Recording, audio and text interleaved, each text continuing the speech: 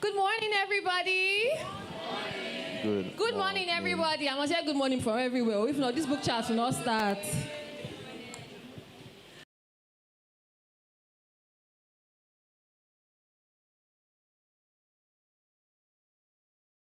I'm here, and I'm with the incredible, beautiful, talented authors. Please, everybody, give a round of applause for Shani and Nnamdi. For those of you who don't know, Nnamdi's book was officially released on Monday, The Brevity of Beautiful Things. Congratulations on the release of your second novel. And then for Shani, congratulations on the release of your debut short story collection. How do you feel? Yeah, I feel good. I'm very, very, very excited to be here. So thank you so much for having me. Yeah. And this is your first time in Lagos. What do you think about it? Is it too sunny? I mean, we arrived last night, so I'm yet to go out in the daytime, but I'm very excited to leave. Well, you're very much welcome. Thank you. So, one thing about your books, I just have to ask, because you both have written purely chaotic books. Are you guys okay? Is everything okay at home? Like, are you good? Are you okay? I'm great. I'm good. Nnamdi, you cannot be okay. This is not possible. You're alive. Okay, I can see that. So if there's something I want to talk about, it's the titles of your books. Your books the titles of your novels kind of capture like a moment in time. We have The Brevity of Beautiful Things, which means good things are brief. And then we have For Such a Time as This, which points to like a specific moment in time. So I want to know, how are these titles relevant to the stories you've told in these novels? So I'm going to give it to Shani to start. Cool. So For Such a Time as This is a short story collection about Black love, friendship, and community during the pandemic years. I deal with a lot of themes, such as being a Black woman in the workplace at the height of the pandemic and COVID. I deal with dating whilst having a sickle cell trait. I deal with intergenerational relationships. I'm of Caribbean heritage, so Jamaican, Bayesian, and Guyanese, but I did an ancestry test a few years ago, and I'm actually, like, the biggest percentage was Nigerian. I'm 33% Nigerian, so... Welcome home. Thank you very much. So the title story is one of the stories in a collection called For Such a Time as This, and it's very much inspired by my experience of being a Black woman in the workplace. I used to work in the civil service in the UK government, and I had a very traumatic experience whilst during COVID, following the death of George Floyd, and lots of amazing things happened around that moment, and I really felt like I was using my voice, using my writing to affect change. So one of the things that I did was I was really disturbed by the report that came out that said Black people were 4 times more likely not just to get COVID, but die from COVID. And then I went on to kind of speak about how COVID was affecting Black and Asian minority groups in the UK as it related to COVID in terms of their well-being. But then also, when George Floyd was murdered, I wrote this blog called Black Lives Matter and What It Means for You. And it went viral in my department. And all of those things kind of led to me being headhunted to lead what was the first anti-racism program in Whitehall. And so I really felt like I was using my voice. The title For Such a Time as This comes from a scripture in the Bible, Esther 4:14, where Esther in the Old Testament is kind of using her position to kind of save her people. And that scripture really resonated with me. So I think it kind of plays on a few levels. It's a Bible scripture. I felt like it kind of was a large part of my journey in terms of my voice, but also kind of later on, you'll see in the story how that was a really important moment in terms of me kind of, even though it's a fiction story, it's probably about 80% true, I would say. It very much kind of captures the journey that I'm on. But then I guess on the third level, all the stories are set in 2020 to kind of 2022. That was a very specific moment in terms of the pandemic, and so I felt like it was a really great title to kind of capture that significant kind of moment in history as it related to kind of young black millennials and the pandemic. Thank you so much, Shani. How about you, Nnamdi? Oh, man.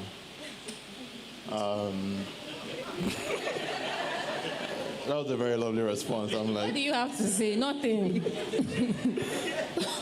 Okay, yeah, so The Brevity of Beautiful Things wasn't the original title. The original title was Bridges. Not as a greater title, right? But it shows what I was trying to do and where I was coming from. So I wrote the book during COVID. And it was the first time in a long time I had quietness in my head, right? And I could reflect. And because I was also a bit unemployed when I started the project, so I had time on my hands. And it was also a period where, again, I was unemployed and I was being shown a lot of love by community, my friends, my family. And a huge part of my community are people who I went to boarding school with in Trinity College Ofada, which isn't too far from here, right?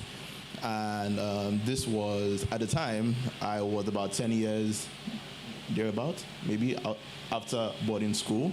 And I was very inspired to write a story about something similar, right? A group of friends who went to school together, got to know each other from different backgrounds, and formed really, really interesting, intimate bonds.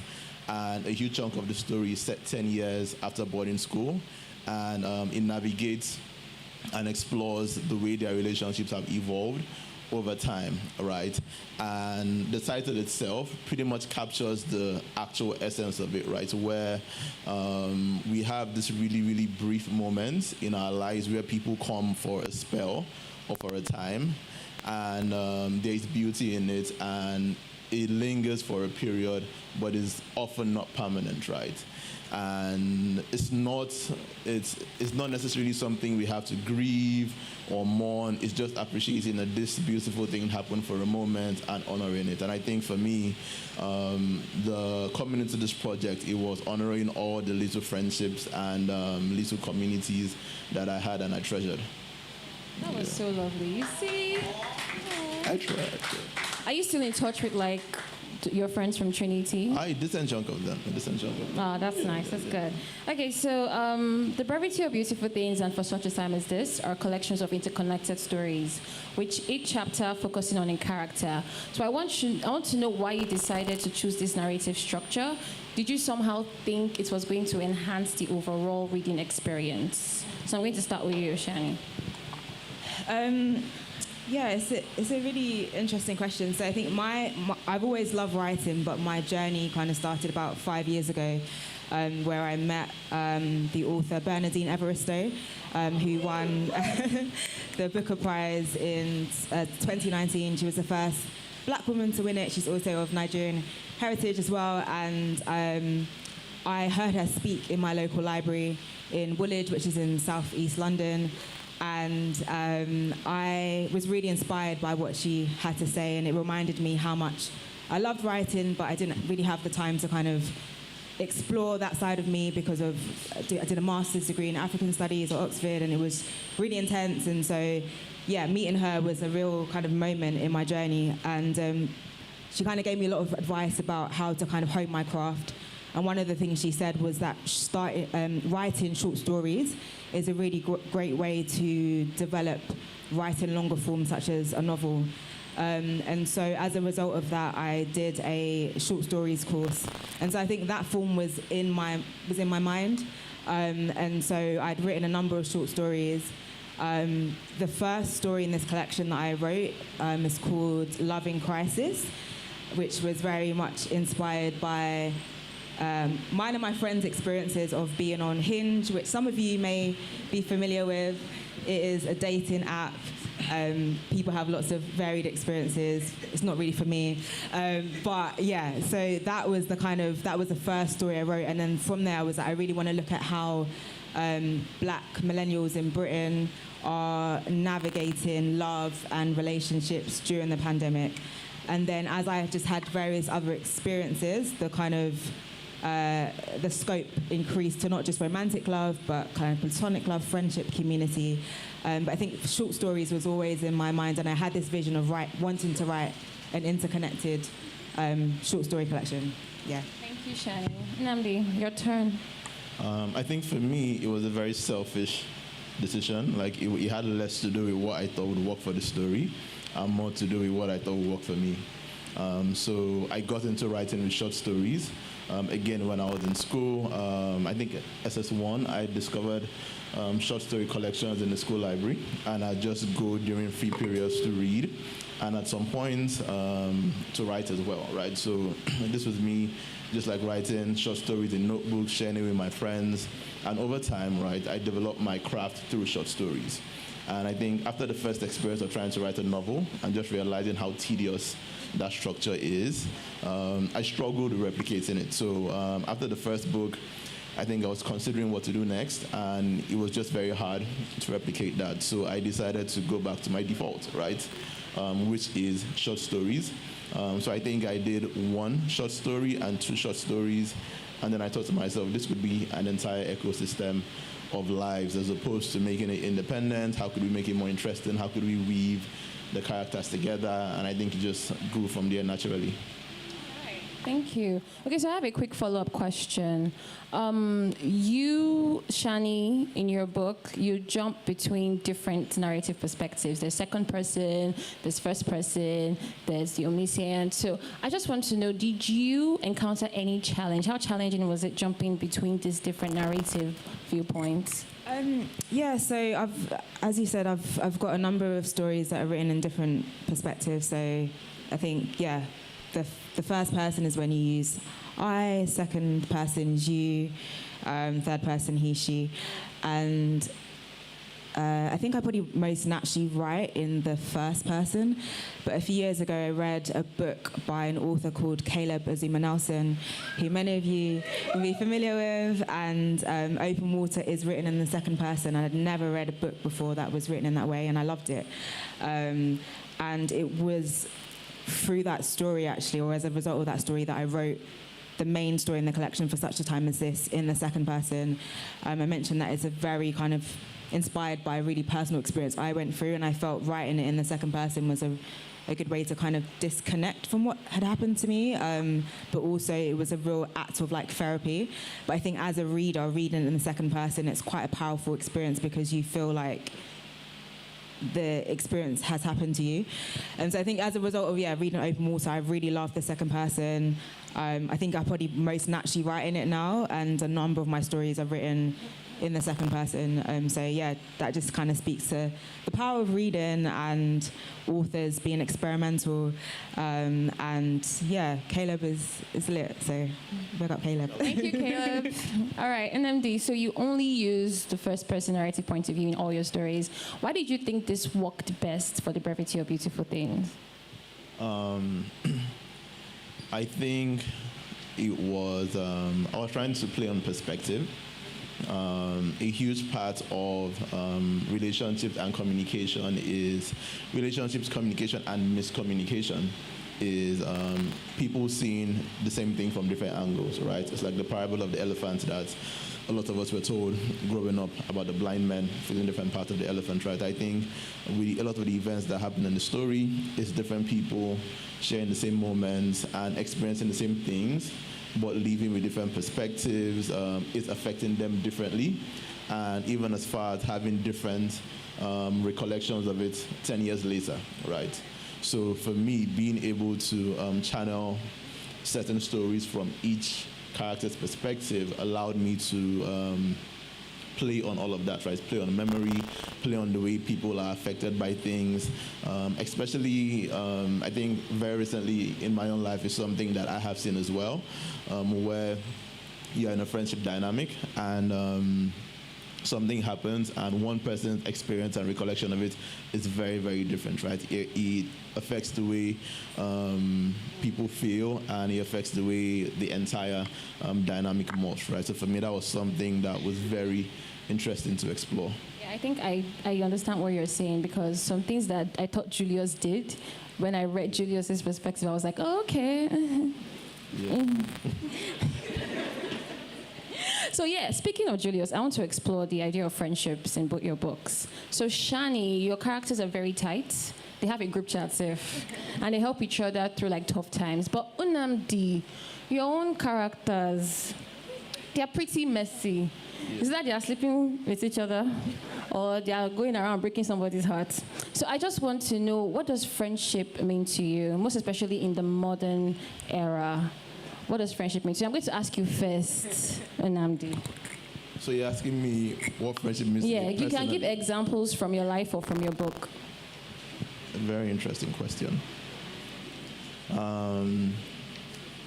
I think, firstly, friendship is a choice. Friendship is choosing someone and the understanding that they've chosen you back, right? So you folks are choosing to go on a journey, depending on the scope or depth of the friendship, right? Again, that's a choice as well. Is this a friendship of convenience? Is this a friendship of true love and like till death? So firstly, friendship is a choice. And friendship, when it works, is figuring out everything from boundaries, communication, how to resolve conflict and all of that. And I think there's a lot of chaos, as you call it, right, in the book, because these are young characters who haven't figured this out, right? So they choose each other, but they haven't figured out how to communicate, how to draw boundaries, how to navigate conflict. And so once it just lights more matches, everywhere burns down. Thank you. Shani, your turn. Yes, I think friendship is really important in my life. I think sometimes there can be a tendency for like romantic love to be exalted as the best love that there is, but I think friendship is a really beautiful thing. And when I think about some of my friends, so one of my best friends, I met her on Twitter, or I refuse to call it X. I'm not doing that. But when it was a great place, I literally met one of my best friends on Twitter. And I think kind of growing up in school, I was like in American movies, you just see like people that have their groups, say people had like their girl group and stuff like that. I always wanted that. I never really had that kind of going through school, even university, but I think in my 20s, I met some of my closest friends, which I think is really beautiful when you just kind of lean into your interests. So I've met so many friends from Bookstagram, TikTok, like Twitter, particularly with the pandemic, actually. I've made friends from Clubhouse. I think there's a really interesting kind of connection between like social media and friendship, but also leaning into your interests as well. So I love travel, for example. I've met so many friends from the travel community. I started roller skating this year, which was a hobby that came about because I was like, okay, like writing and reading feels like a job now. I kind of need something else. And I made some amazing friends through that and have had some incredible experiences. And so I'm a really big advocate of like speaking about friendship in literature, because I think it's added to my life in so many ways. And yeah, it just really makes life really beautiful. Thank you, Nnamdi. Can you see? Can you see? Learn from that. Okay, so I'm going to let you both read from your favorite parts in the book, but the first person to open that favorite part, the first person that will read. So on your mark, get set, ready, go. Shani, sorry. All right, Shani, let's have you first. Okay, so it's not necessarily my favorite part, but I think it's a good reading. So this is from a story called Blood and Ink, which is about a character who's a writer who is struggling with a chronic condition, endometriosis, which affects a number of black women, and I really wanted to kind of speak to that in literature. To call it love at first sight would be tiresome, lazy even, so perhaps it was love at first sound. Love at the cadence of her voice and the symphony of breath when Tariq first heard Ife read her words aloud. It was a softness like a lullaby with perfect enunciation and pauses in the right places, but also like the crescendo of waves on a shore. He thought her voice sounded like water. He wanted to speak to her. He wanted to find out about her sources of inspiration and whether it was a case that, like him, she felt most herself in words. But before he had the chance, she disappeared. Just her name printed on black felt tip, folded on a sheet of paper. Tariq found comfort, however, in knowing he would be able to speak to her the following week. He would remind her of his name and maybe make a joke to see the joy in her eyes again. But he didn't see her the following week. He wouldn't see her again for months. The day that Tariq had fallen in love with Ife's voice, she hadn't even noticed him. Instead, she had been trying to suppress her rising unease. It was the first time in over a year that she was in a room full of strangers. She hated attending events, gatherings, and after-work drinks, which were always a trigger for her anxiety. She'd welcomed the lockdowns, which had enabled her to avoid situations that made her feel awkward or worse, humiliated. And she'd finally had the time and space to return to the thing that she loved the most, putting pen to paper and pouring out the novel that had only previously existed in her mind. She even responded to the call to tweet a 280-character pitch, which had led to an agent sliding into her DMs and requesting a sample of the manuscript. So when her friend Naya sent her a link to a program of writing workshops, suggesting they go along together, she signed up, not realizing they'd be in person as opposed to online. This was how she found herself sitting in a classroom full of people she did not know, fear bubbling inside of her. But as the session went on and after her friend finally arrived from work, Ife began to feel lighter, with words falling effortlessly from her mind onto the page. And because she felt like herself, her best self, she offered to read out her work. It was not something she would normally do, but in this environment, she felt different, comfortable, and for once in control. So she read, bringing her words to life. Her peers praised her reading, which gave her a feeling of something akin to contentment, a sort of inner strength. She remembered that she knew herself best in words. But as quickly as those feelings came, they were replaced by a familiar, abhorrent sensation. There was a crushing in her abdomen and what felt like the dragging down of her insides, of unrelenting sharp knives being thrust into her uterus, spreading to her lower back and thighs. She knew what would follow. She could not risk the embarrassment that had marked so many of her teenage years. And so after her tutor had given instruction for the final exercise, she stood up, gathered her belongings, and left. Finding the toilet, she ran inside a cubicle. Without time to lock the door, she vomited, her bowels loosened, and then came the flow of blood between her legs. Minutes later, she blacked out. I'll stop there. Thank you so much. Okay, Nnamdi, let's have it. All right. I'm very stressed because I had chosen this passage before talking about how chaotic the book is, and I think now I'm just going to feed into what she's built already. We like it, don't worry, we like it. So this is from a story called God and Herself. God and Herself. God and Herself. Lovely. And it's about a character called Iman, who's probably my favorite character in the book. And she's going through feelings of betrayal, right? So the two closest people to her are her mom and her best friend, and she thinks her mom has abandoned her for God and her best friend has abandoned her for man, right? So yeah. The thing about watching your family fall apart is that you see the cracks every day, but you grow accustomed to them, even when they grow wider.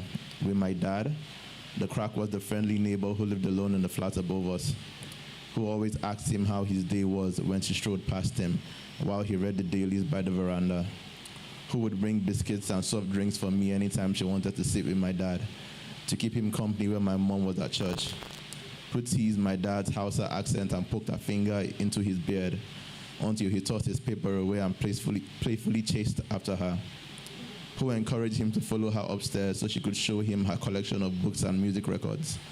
The crack was Miss Rainwa. That was the year I left for boarding school. My mom hinted at my dad's infidelity when she came to see me on my first visiting day. They had promised to come with my Sunday afternoon favorites, Mr. Big's meat pie and Supreme ice cream. But that day she came all by herself with nothing but a cooler of cold Indomie noodles. When I asked her about my dad, she said he was busy helping Miss Rinwa set up her new furniture. When I asked why the furniture had to be set up on the only day he was allowed to visit me in a month, she sniggered and told me to be glad I had a mom who understood the power of prayer to keep the family together. It was when I returned home for the holidays, my mom told me that in the pursuit of answers from God, she had resigned from her job at the bank and started working with Pastor Zephaniah full-time. According to her, he had declared during the prayer meeting on a Thursday afternoon that the greatest gift God had given us was time on earth. So there and then, she decided there was no better way to provoke the Lord than by giving him as much of a time as possible. My mom would come home from church to find my father and our neighbor laughing in front of the house. On some nights, he came in late because our neighbor would have fed him. On other nights, she would send me to knock on Miss Rinwa's door because they would have wandered inside to listen to her music records. Yet she never said anything. She never pushed for a confrontation. As my dad grew closer to our neighbor, my mom grew closer to the church. At church, Pastor Zephaniah wielded my mom's fear against her treacherously. He made her believe he was the voice of God, so she would always go to him with her problems, which were the most bankable assets for a man of God because they didn't have to solve it, even after collecting money to do so. They only had to make you believe that the outcome of their efforts was God's irrefutable will. Pastor Zephaniah told my mom that my dad having a mistress was God's will, a tribulation she had to endure, and she believed his words as if they were law, as if he was her government. She paid taxes in prayers, offerings, and seeds of faith, while in return, she hoped to receive the social benefits of a divine breakthrough. The breakthrough never came, but hoping for it helped my mom cope. When Miss Rinwa and my dad's late-night giggles got so loud that we could hear them from whatever room we occupied, it was easier for my mom to fall to her knees to pray. I would watch her rock back and forth on the floor, biting the demons of infidelity with her words of faith. I was only 11, but I understood that it was a better alternative than sitting in silent resignation. Despite her prayers, matters got worse. One Sunday afternoon, my mom and I returned from church to find our flat bereft of all my dad's belongings. After a few minutes of conversations with our neighbors in the compound, we discovered that he had moved in with Miss Rinwa upstairs. My mom remained mute for days. She could not even part her lips to pray. When men betray you, you hope they feel remorse, but instead they have the audacity to hurt you even more. Yes. Please clap. Yes. I was as silent as my mom. I did not know whether to console or confront her, and if I had managed to figure out what to do, I would not have known how to do it. A few days after my dad moved in with Miss Rinwa, they giggled so loudly, so I took my mom's favorite knife from our kitchen, the one she used to cut fruit into little pieces for my dad after dinner. I took it because it was bigger and sharper than the table knife, but was also small enough to fit firmly in my grip. I put the knife in the back pocket of my jeans skirt and marched to Rinwa's flat. My fingers wrapped around his handle when she answered the door with a wine glass in one hand. When she called out to my dad, my grip on the knife tightened. He knelt before me and cupped my face in his hands, asking if I was all right. The moment his lips moved towards my forehead, I shut my eyes, pulled out the knife, and started swiping at him. I heard Miss Rinwa screaming.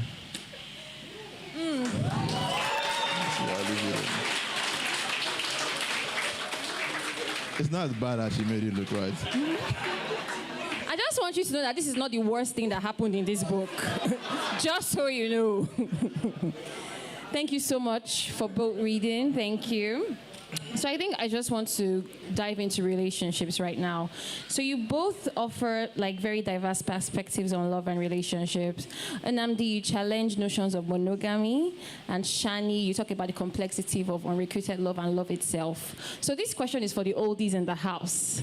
So I want you both to tell them 2 things they need to know about modern day relationships, so they are not surprised. Who wants to go first? 2 things you said. 2 things, just look here.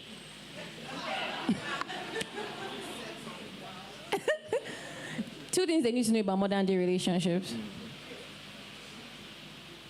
Be honest too. You read your book. I'm speaking as an observer. As an observer of culture. Yeah. I think two things I could speak on.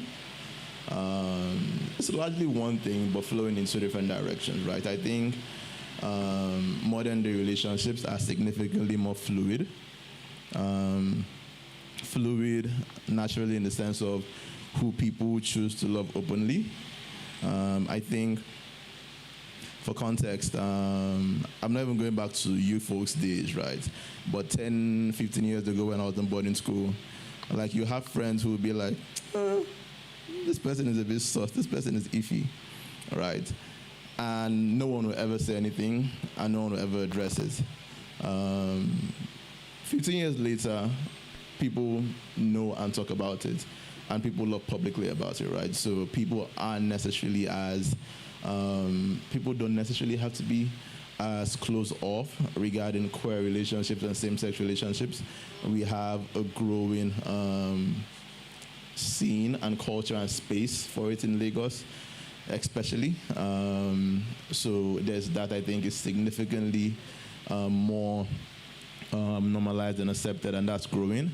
I think the second level of fluidity is in terms of defining what a relationship is. I think it ties into what I said about what friendship is, in the sense that it's a choice and it's what the people involved choose it to be. I think in relationships, romantic relationships especially, we see different things happening, right? I think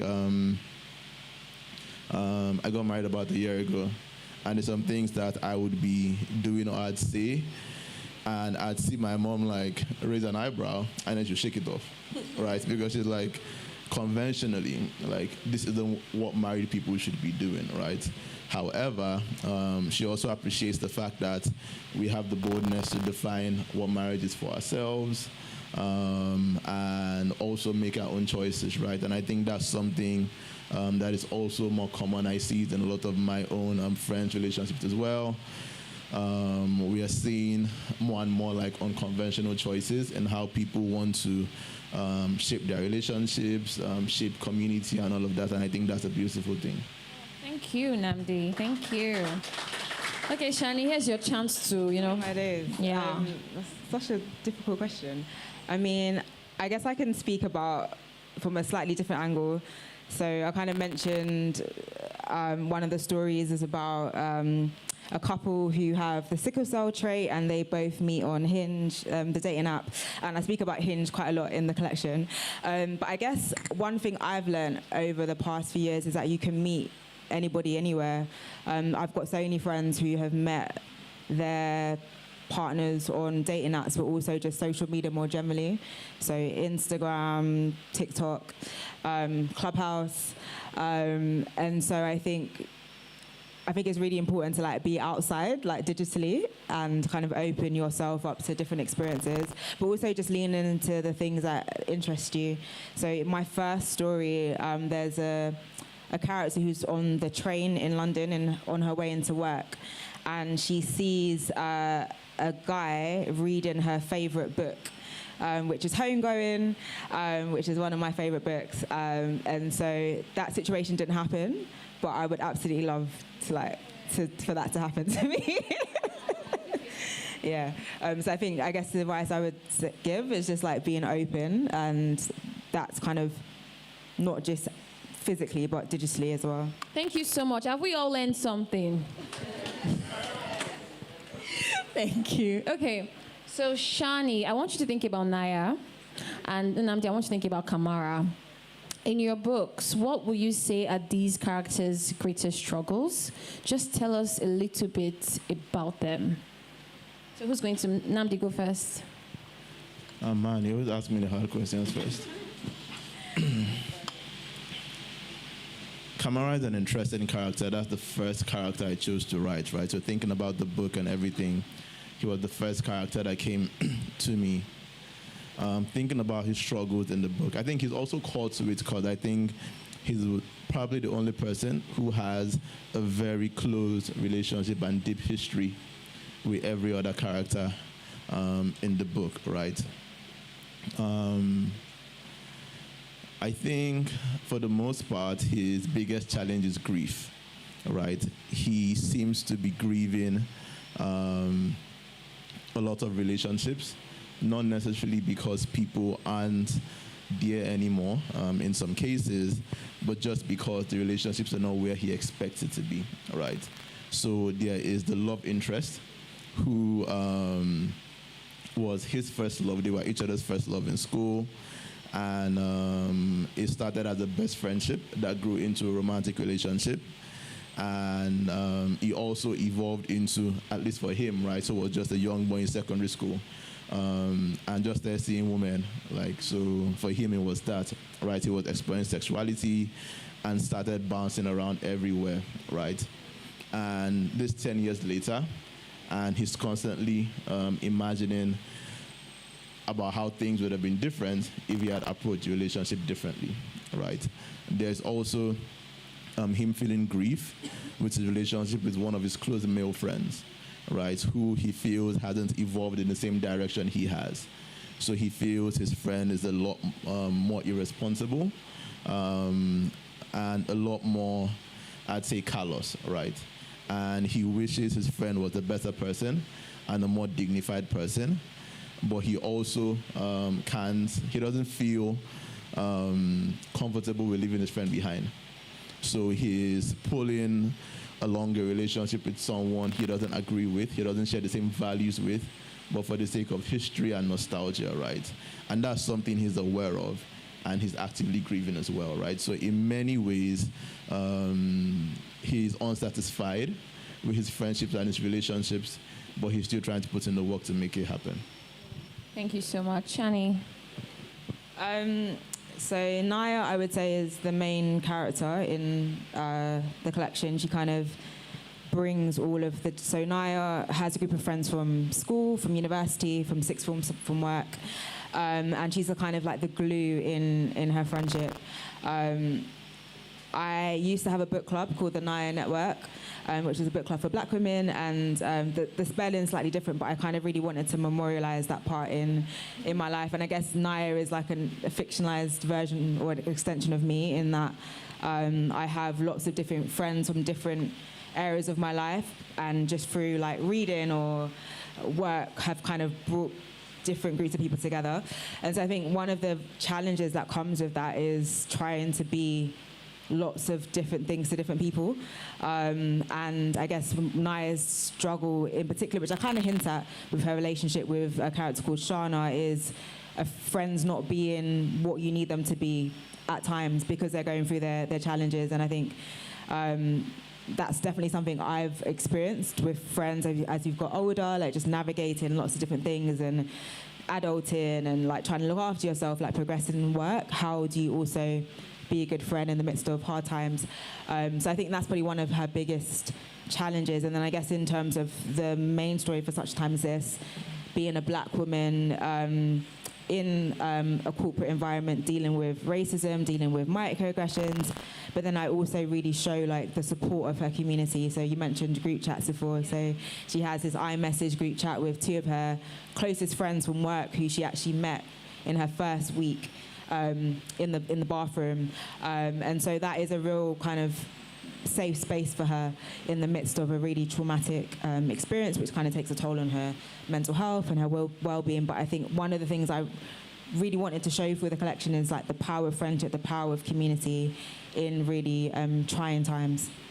Thank you so much. Thank you so much. If you have any questions, please, it's time to start getting it ready.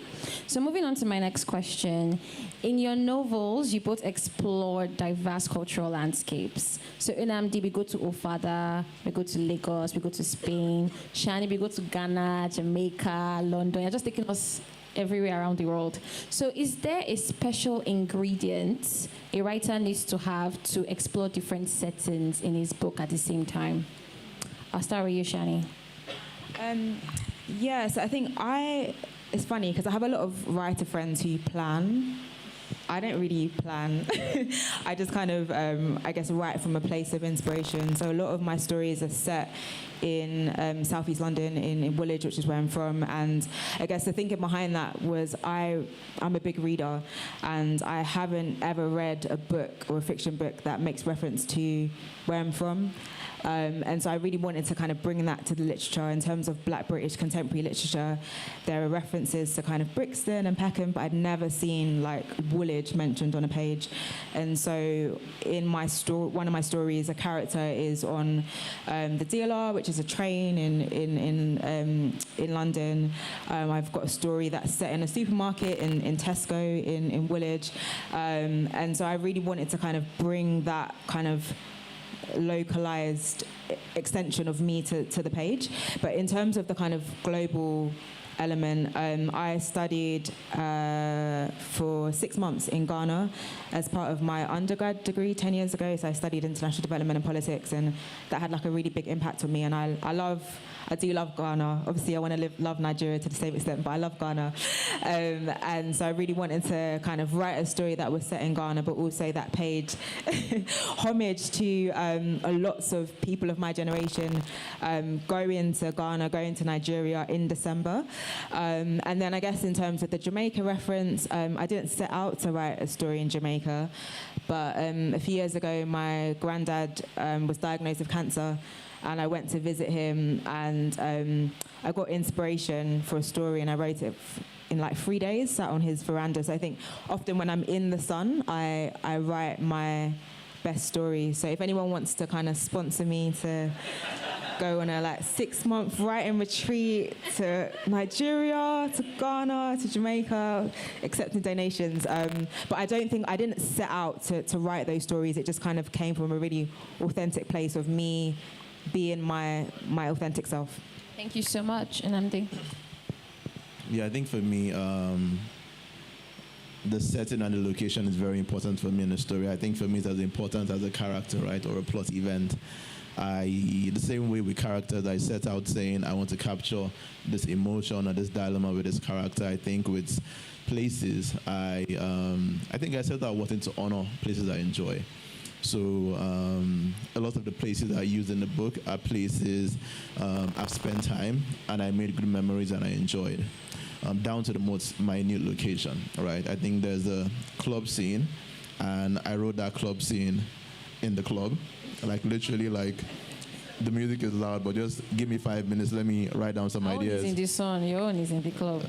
Your own is everywhere, right? So, yeah. So for me, I wanted to capture a good moment, and I recorded there. There is a story that is set entirely in a music room, because I think my favorite space in boarding school was the library. So I wanted something similar, right? Something where a place where someone can go forget themselves and have an entire, complete, comprehensive narrative just right there.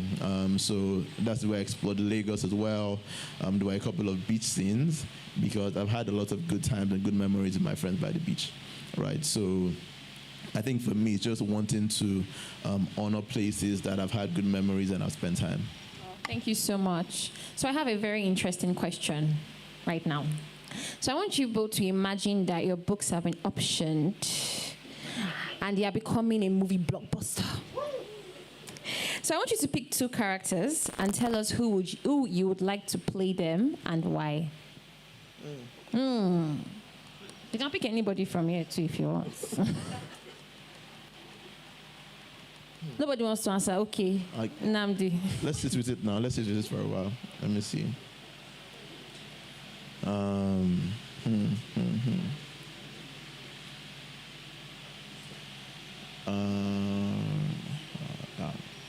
This is hard. It is? Yeah, it's hard. Shani, do you have your answer? It's like you're ready. You've thought about it so many times. I'm not really good with people's names, though. That's the thing. Just say that man that looks like this. Okay. We'll get it. All right, so I've got a story called Good Goodbye, which is about a character who is what I call a serial bridesmaid. It's inspired by my experience of being a bridesmaid 6 times in 15 months. Yeah, it was a crazy time. And the character sees an ex-boyfriend at a wedding. To be fair, I should have done a reading from that one next time. Yeah, so, so there's quite a few people from London in the room. There's a play called Shifters, and the guy that was also in Supercell, the main guy, what's his name? Do you know his name? That guy, yeah. That guy to play the guy. And in terms of the woman, I don't know. That's quite difficult. My niece is a rising star, actually. So yeah, I'll put her in. I'll put her in for that. She was recently in the theatre adaptation of Stranger Things in London. Okay. So yeah, she wants to do TV and film. So I would cast her. Thank you, Shan. Nnamdi, are you ready? Yeah, I think I'm ready now. I think for Iman, which I said was my favorite character, I think I would go for Teniola Aladeshi. I think she has a lot of emotional range, and for a character who goes through like a lot emotionally, I think she'll be ideal for it, and I think she's just incredible and talented. I also recently really liked Chimezie Imo. Oh. Yeah. I think he will make a very interesting Kamara. You think so? You don't think so? I don't think so. Okay, but that's fine. That is your story. It's not my story. It's okay. Thank you so much, you both. So we're going to go to Q&A now. Is there anybody who has any questions for this beautiful... Okay, we have people there. Who's with the mic? Do I have to stand? Yes, please. Let them see you. All right. So I have a couple of questions for like both of you. For Shani, I wanted to ask, you mentioned something about saying that short stories were the stepping stone to writing longer form content.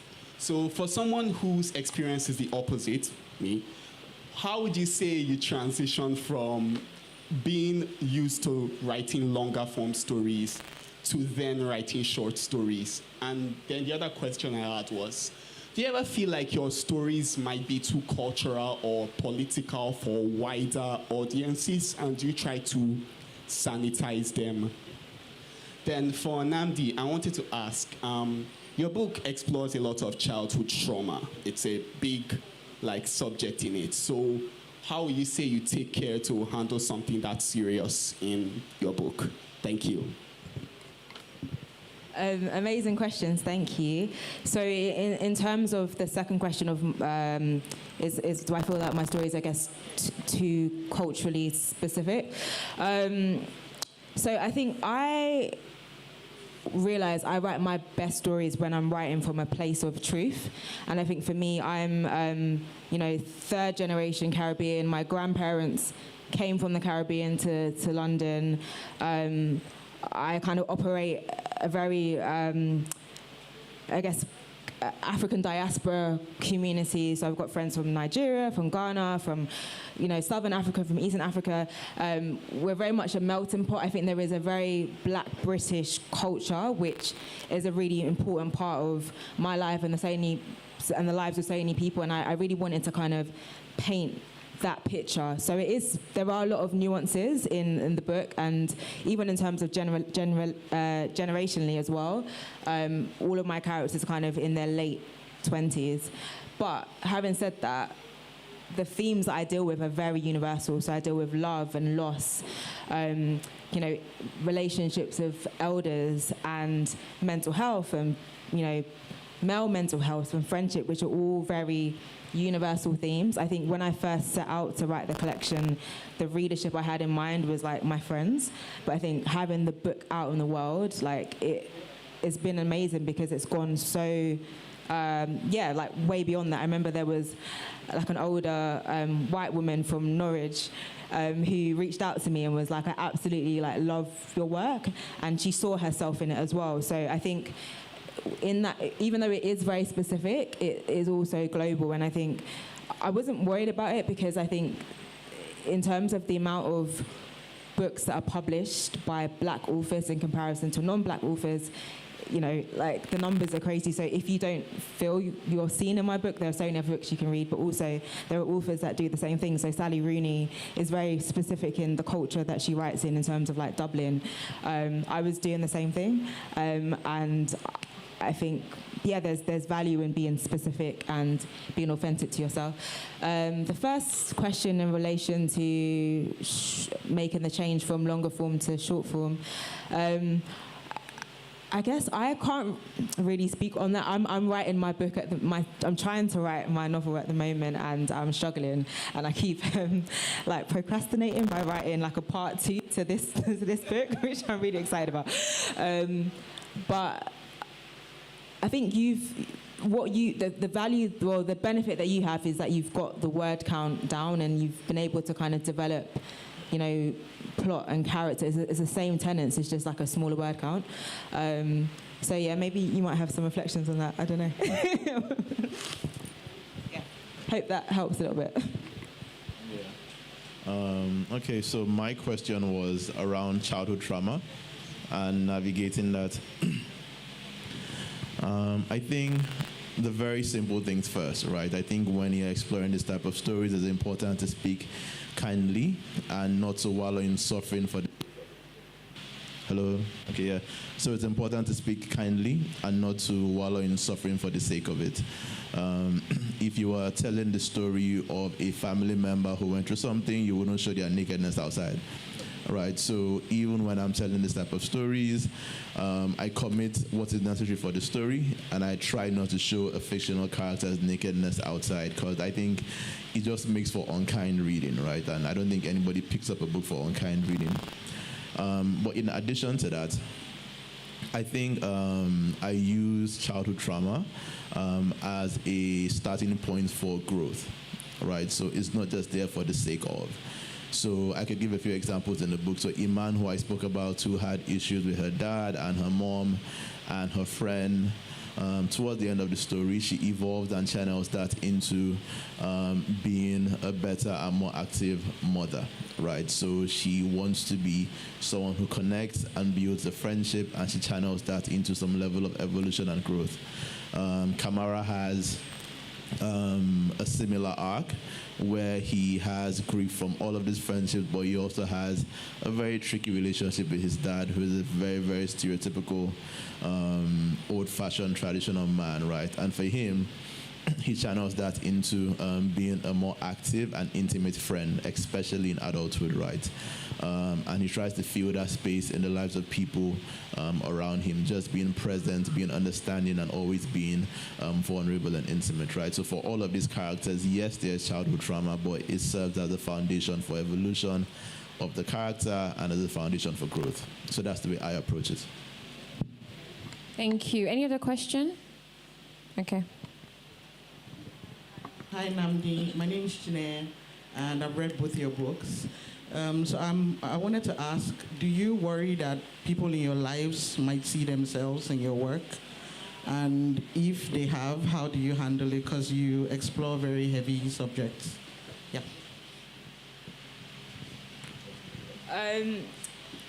Yeah. So I guess all my stories are fiction, but they are inspired by elements of my life. And to some extent, people in my life. So I've got a story called The Third Death, which is inspired by my relationship with my grandmother, my Guyanese grandmother. I've given her the book. I don't know if she's got to that story yet. And I did think about it actually, how she would feel, maybe, seeing elements of herself. But where possible, I try to fictionalize it as much as possible. But I think I've realized that as a writer, I write my best work when I'm writing from a place of truth and vulnerability. So this main story, For Such a Time as This, was very personal to me, but so many people have reached out to me and said they've had similar experiences. And so I remember one woman messaged me on Instagram and said that my book was a prayer to my book was an answer to a prayer she didn't know she needed, and that was incredible for me. But also just speaking to certain nuances. So being a bridesmaid, having aunties ask you when you're getting married, it's an it's an experience that a lot of people have, and so I think I write so people can feel seen, and even though that might mean kind of acting on or like using certain like specificities from other people, it's still very much like fictionalized, I would say. Yeah. Yeah, for me it's a bit different. I think the people in my life are really just happy to be there. Right? Like I think I have more questions about why haven't you written about me yet than I have about why did you write about me. So I'm just blessed in that way. And I think I also I wouldn't replicate someone's life or story, again, because that's an unkind thing to do, right? It's showing someone's nakedness, regardless of how the story is. What I have done in the past is to have 5 or 6 different stories or experiences channeled into one person, right? So it's someone reading something that is vaguely familiar, but with also a lot of interesting turning points that make it different, right? And like I said at the start, I think a lot of people feel very honored to be represented in that way. I also have a thing where I enjoy using my friends' names in stories. So they also enjoy having that back and forth with people where their name is in the story and people are asking them, is this really you? All right, yeah, so I think for the most part they enjoy it. Thank you. There's someone here who has a question. And I think there's another question, one person, yeah. So. Thank you. Thank you guys so much for such an insightful conversation. So my question is about the business side of being a writer and author. Like when you're done telling your story and the book is ready and it's published and people can then buy it, have you found that you have to then become a marketer to market your books and get people to buy, or does that sort of come organically because you've told an unforgettable story? Who's going to answer first? Firstly, right, I think with my first book, I took the approach of the latter scenario you described, right? Where for me, I just wrote what I thought was a great story, and I was like, my job here is done. I put it out into the world, and if it's a good story, people would like it.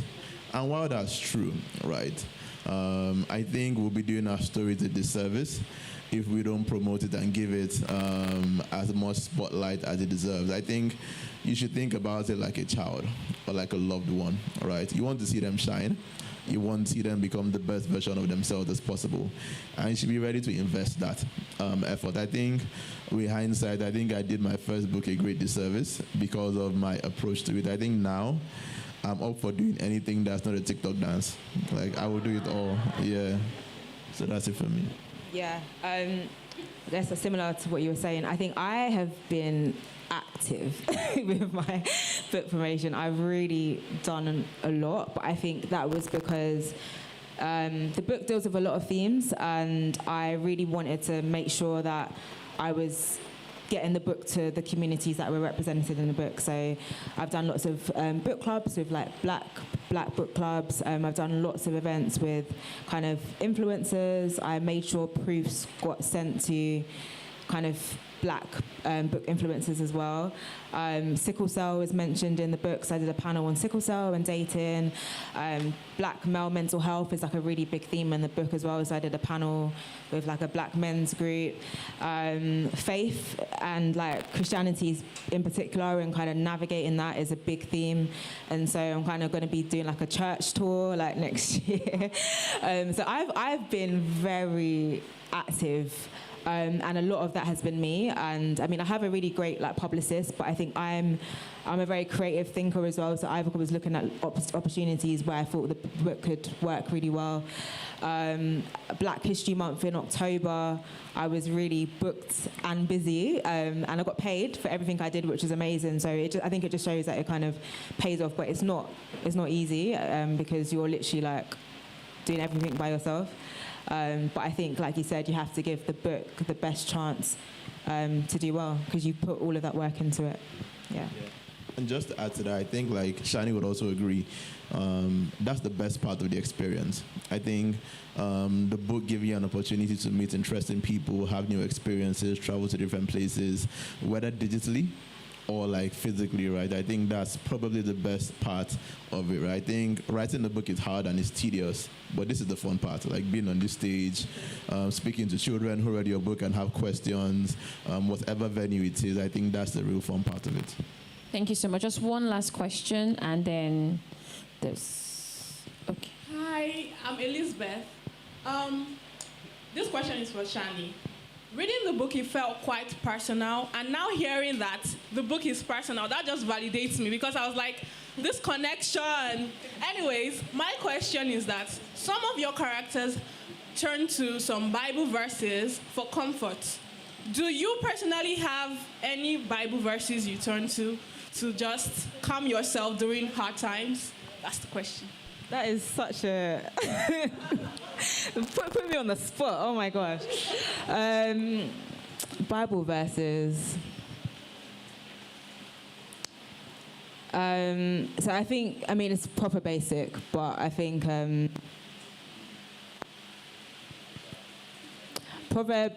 Psalms 23. It's like one of the first Psalms I learned in Sunday school, and my granddad, there's a character called, my granddad was called Reggie. There's a story called Reggie Part 2, which was inspired by my granddad, and he was such an inspiration in my life, and that was his favorite psalm, and I've got loads of memories of him teaching it to me when I was younger, and so I would say that is probably the scripture that I probably refer to a lot, particularly the part that speaks about God's quieting your soul and leading you to still waters. I think that really, really speaks to me, and I think as I've got older as an adult, I've really found peace whilst being by bodies of water, and I kind of mention it briefly in for such a time as this. So you're right to realize that it is very personal. Thank you so much. Thank you so much, everyone. This has been fun, and it was so lovely talking to you both. What do you want to say? You don't have